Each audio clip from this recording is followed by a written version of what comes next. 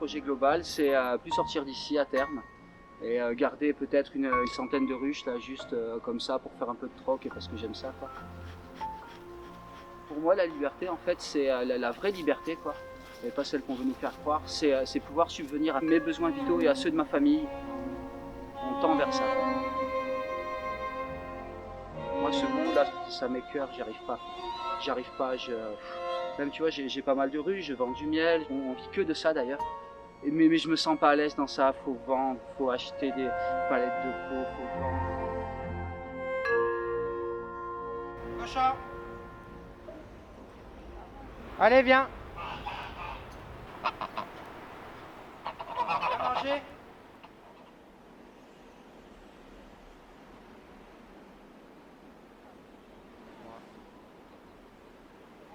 Allez, viens!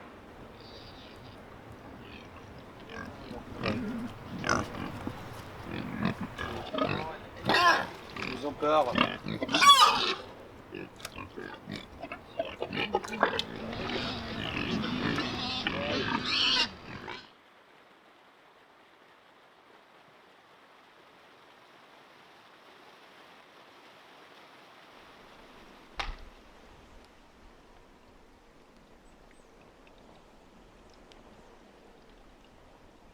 On fait un rituel du feu qui s'appelle Agnihotra, qui est un rituel hindou qui est très très ancien.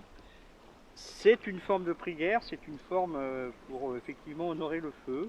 Et donc on fait une offrande avec du ghee et du riz aussi. Et on a un mantra qui correspond, un pour le matin et un pour le soir.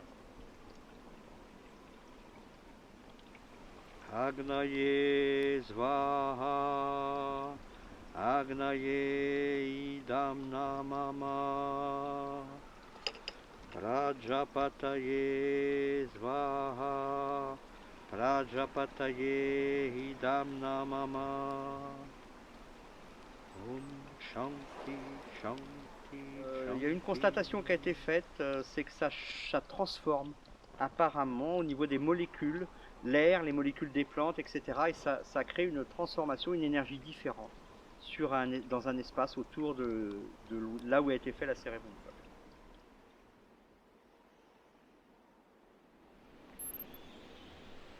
Avant d'avoir nos enfants avec Amchel, on a vécu en voiture pendant 2 ans et on faisait du wouf. On allait chez les gens donc, qui vivent aussi un petit peu comme ça dans la nature et on travaillait pour eux. Donc on faisait exactement ce qu'on est en train de faire ici mais pour les autres et il y avait toujours cette envie, ce désir, ce rêve en fait de se dire un jour ça sera chez nous qu'on fera ça, quoi. Qu'on créera notre espace de vie en fait dans la nature, dans la forêt.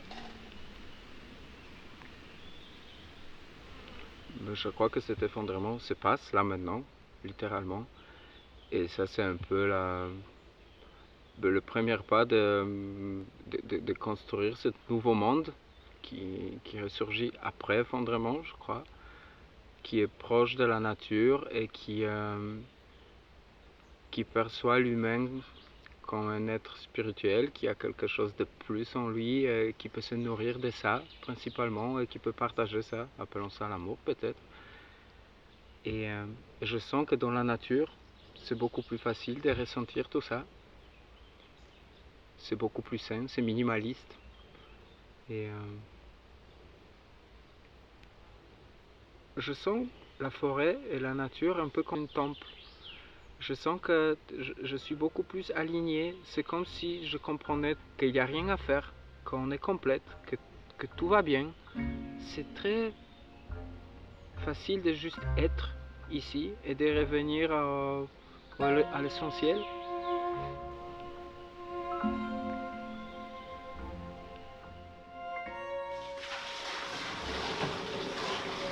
Il fait très chaud, ça va être compliqué, sans électricité.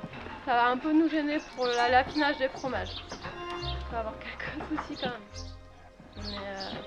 Mais après l'électricité, on pourrait envisager d'avoir des panneaux aussi, quoi. Pour avoir une production électrique minimum pour la fromagerie.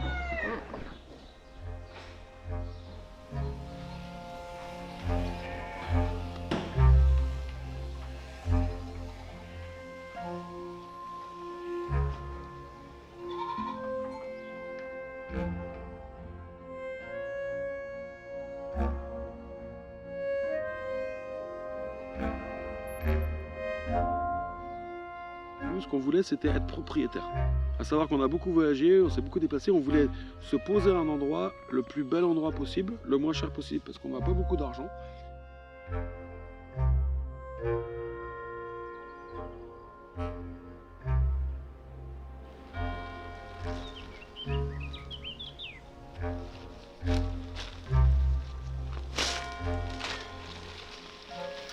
Je suis née en Aveyron dans une communauté. J'ai des parents qui sont venus s'installer dans les années 70. Et c'est vrai qu'il y avait une attention particulière à l'environnement, à la relation à la nature.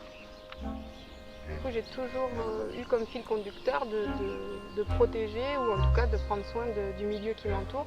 Un milieu vivrier, un milieu voilà, de bien-être pour chacun.